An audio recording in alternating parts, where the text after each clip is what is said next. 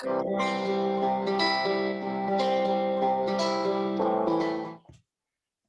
everybody, welcome to the Best of the Brokers. I have my dear friend Steve Tipp here.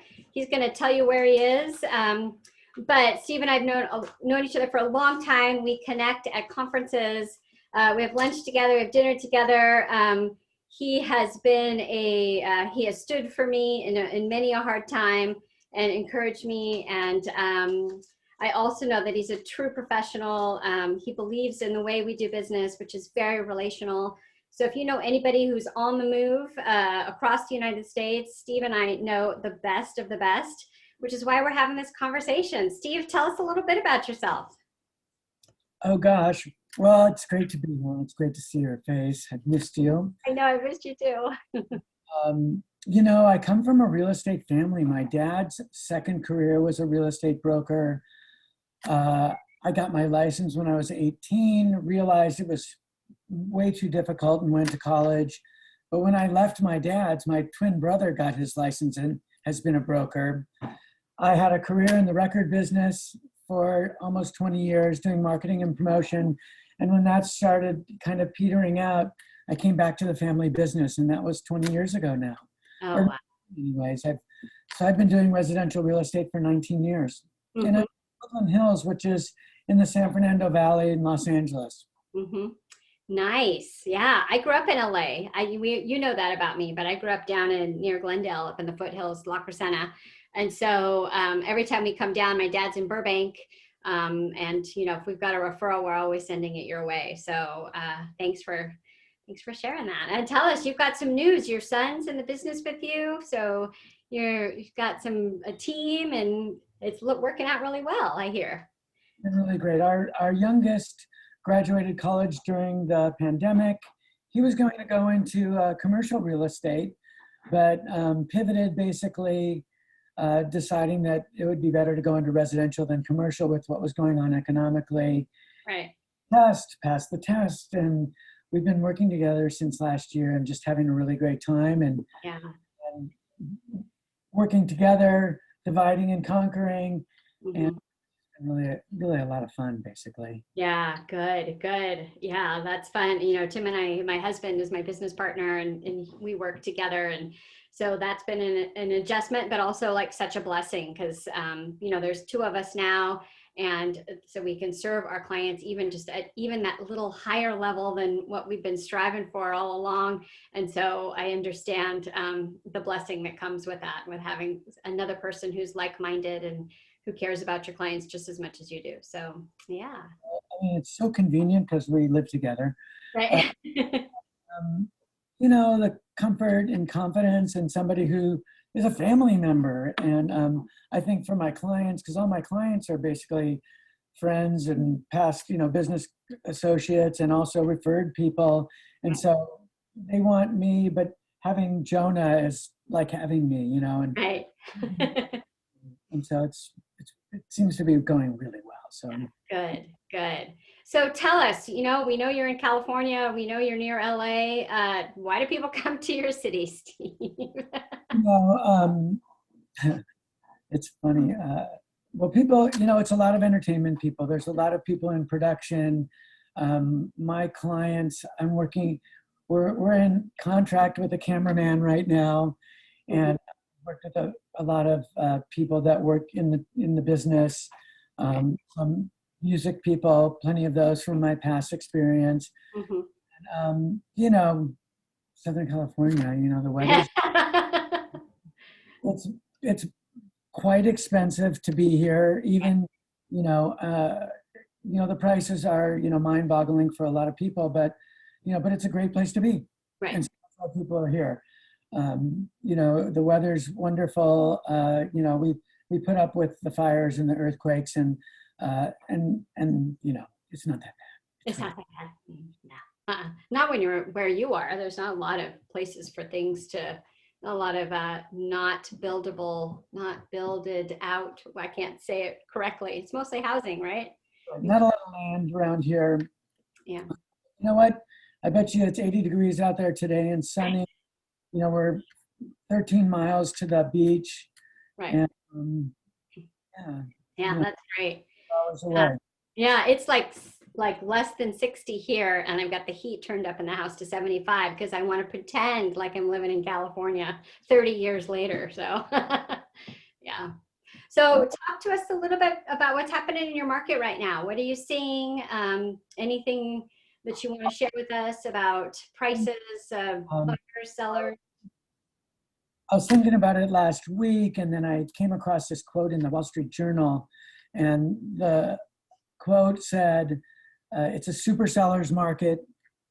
That between the pandemic and people just urgently wanting to, change their living space, you've also got a lot of millennials coming into their money and they're wanting to buy space and dealing with those first-time home buyers, and people that just want to, get out of a more crowded place and into better space, move farther out from the city, Right. and that's what's really going on. But it is a wildly competitive seller's market, and meaning that for the buyers, it's insanely competitive. Right. We had a guy make an offer on $1 million house, 165,000 over, and not get a counter offer. He landed one that was 175 over, and appraised. But there's a lot of fear of things not appraising. Fortunately, our challenging ones have appraised lately. Right. Right. We've got one appraisal we're waiting on right now on pins and needles because, anyways, it's just been like that. Yeah, yeah. We have that here too. We haven't seen too many low appraisals, but we as buyers agents and our buyers, they are required in this market by the seller, right? They're making choices to in their upfront offer commit to how much they're going to make up the difference if an appraisal comes in low. We call it additional down payment. So we're looking at that every offer that we're writing, even for our first time home buyers, even if they have $6,000, right?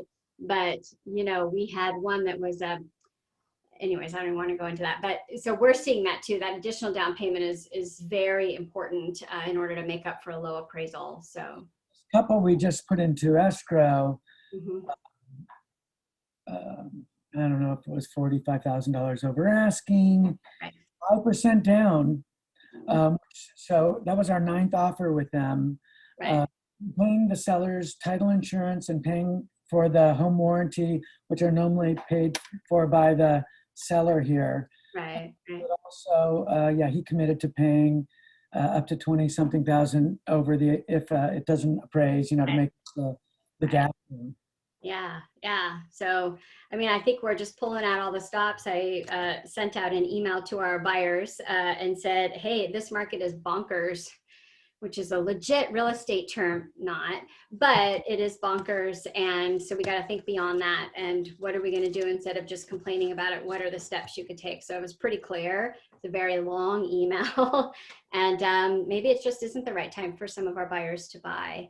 I know that we as a team have quite a few listings coming up in April and May, which is normal. That's a normal market around here, is to have a lot of houses on the market in April and May. And I think that the more we have capacity for having to think about, maybe not having to homeschool your kids and being vaccinated and like making that move, I think we'll have some more inventory around here. But we have about a week's worth of inventory on the market in Pierce County, right? So even in April, May, we might have 2 weeks of inventory on the market. It's not like it's going to be a month or 2 months, or there will not be a flood because there's just no place to build around here.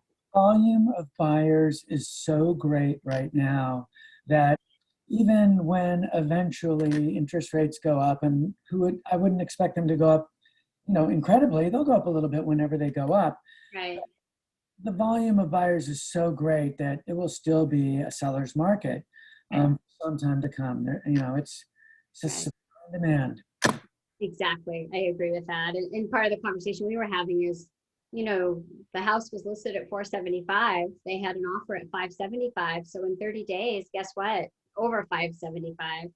This house is now 575. So if you're not going all in right now, then you're going to start at 575 and have to, escalate up from there. And that's just the reality of where we are. And you know, people keep saying, oh, like, how could that be? It's Tacoma. And I'm like, that's what happened to Seattle.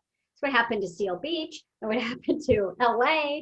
I mean, you have to let go of like Tacoma and Pierce counties. We're run, you know, the number one driver is the military, right? So we're a pretty blue collar town. The port's our second driver of our economy, depending, right? And so we're a really blue collar town. We're getting a lot of Seattle buyers coming down that have cash.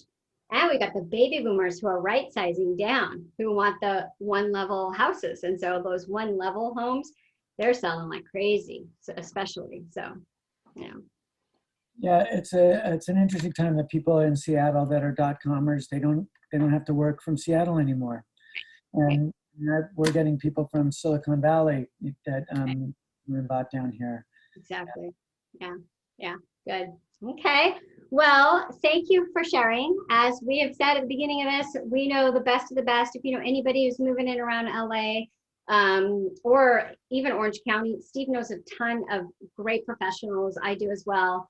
If you know somebody who's moving to Chicago, we know great people. If you know somebody's moving to Arizona or, you know, Boise, Idaho, we know great people across the country. So if you know anybody who's on the move, give us a call and we'll give you a referral to somebody who's just a true professional like we are, right, Steve?